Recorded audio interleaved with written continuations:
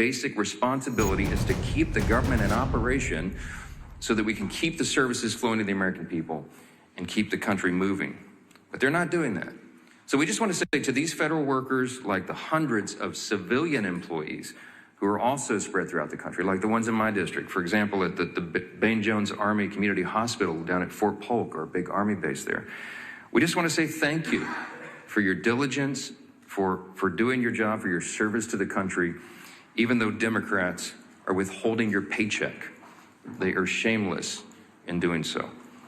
Throughout this shutdown, President Trump and his administration have done everything in their power, as we relay to you here every day, example after example. They've done everything they can to mitigate and reduce the harm to the American people. He's gone out of his way to find creative solutions to ensure our service members don't miss a paycheck, for example, to ensure that the WIC program, that the nutrition assistance to women, infants, and children is still flowing. President Trump has proven beyond a shadow of a doubt that if there is any way to fund these programs that are drying up now, that he will do it. If there was any way to fund SNAP during the Democrat shutdown, you can be assured that your commander-in-chief would do it. But we are now reaching a breaking point. Thanks to Democrats voting no on government funding now 14 different times, SNAP benefits for millions of American families are drying up. It's about 1 in 8 people in this country who rely upon this to literally put food on their table. And the blame for this lies 100% with the senators sitting over there on the Democrat Party. They are the ones who have locked arms and decided over and over and over and over, 14 times now, to vote against these services being provided. And now I want you to think about that. You're going to have real people, real families. You're going to have children who will go hungry beginning this weekend when those resources dry up. They rely upon that, and yet the Democrats continue with their political games in Washington while people are sitting around the dinner table without the resources that they need. The administration has done all it can to keep this program afloat, but the limits have been reached here. And what are the Democrats doing today? Where are the Democrats? Are they in the Senate today? No, they're out campaigning.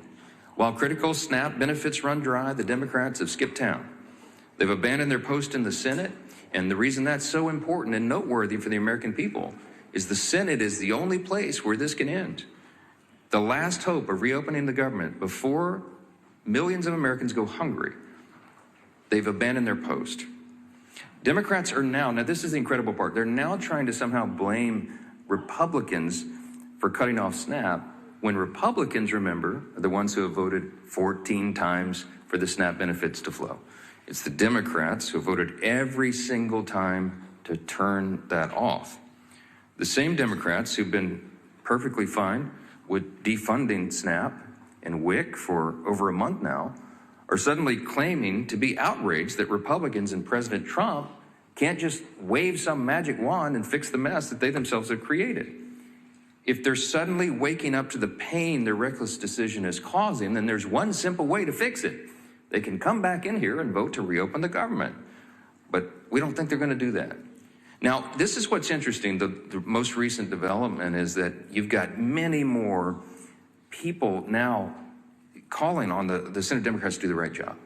There's a handful of moderates still in the Democrat Party, and they are very upset about that.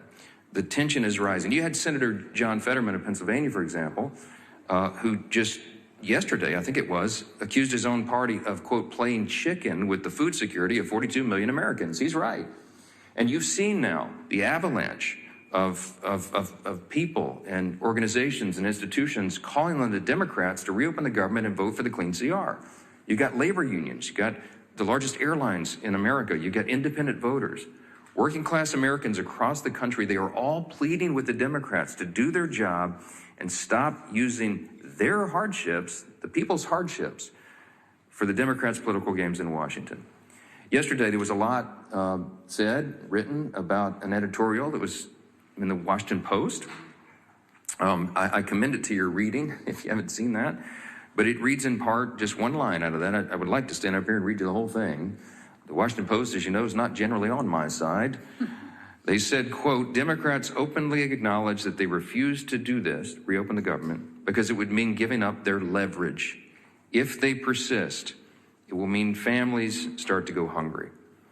Now, look, this isn't some novel idea. As you know, the Democrats have always traditionally said, breathlessly, given speeches passionately saying that you've got to keep the government funded. You should never shut it down. It would be so dangerous. And we've recounted this over and over. I mean, I literally could be here all day reading the Democrats' own past statements on the perils of shutting down the government, but I'm just going to highlight a couple this morning because they're relevant and timely. I'll begin with Senator Coons. He's the senior Democrat senator from Delaware. In 2013, he said this, quote, "Our democracy cannot function if the majority party threatens to shut down the government unless it gets its way," unquote. And that was Senator Coons in 2013. And what is he saying now? Earlier this week, he said, quote, "Frankly, this is our only moment of leverage." Quite a switch. Bernie Sanders has got a lot of airtime here lately, and back in 2018, Senator Bernie Sanders said this, quote, "The truth is that shutting down the government is a serious and dangerous action that we must do everything possible to prevent." That was in 2018. You know what he said this month? Quote, "If we reopen the government, we lose our leverage." Senator Sheldon Whitehouse in 2013, "The shutdown was, quote, entirely unnecessary and has harmed our economy and our reputation in the world. But if we also can't forget, we must never again allow extremist hostage-taking to create this kind of disruption." That was 2013. Just days ago, the senator from Rhode Island said the opposite. It's the only lever we have, meaning the shutdown. What he means is that the pain of the American people is their political lever. I guess he's forgotten his cries of alarm over the extremist hostage-taking. And how about the House?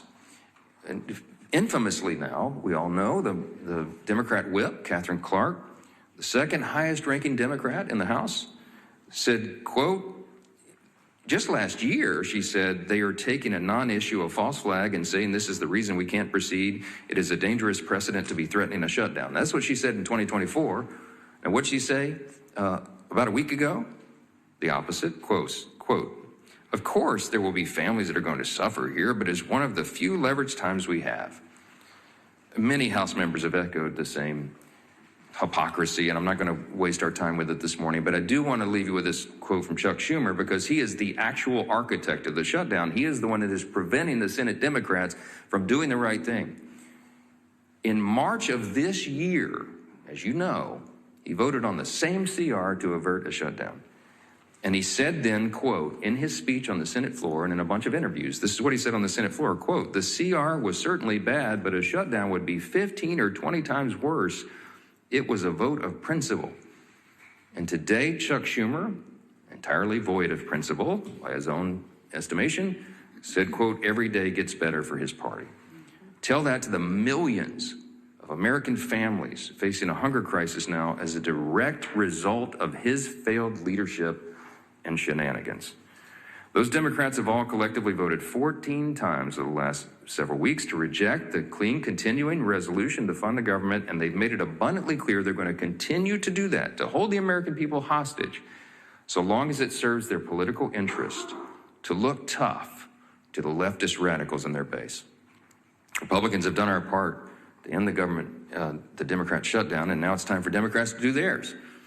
The path forward is simple. Please, every American who is concerned about this, every American that is feeling the harm, you should call the Senate Democrats and tell them to stop the nonsense.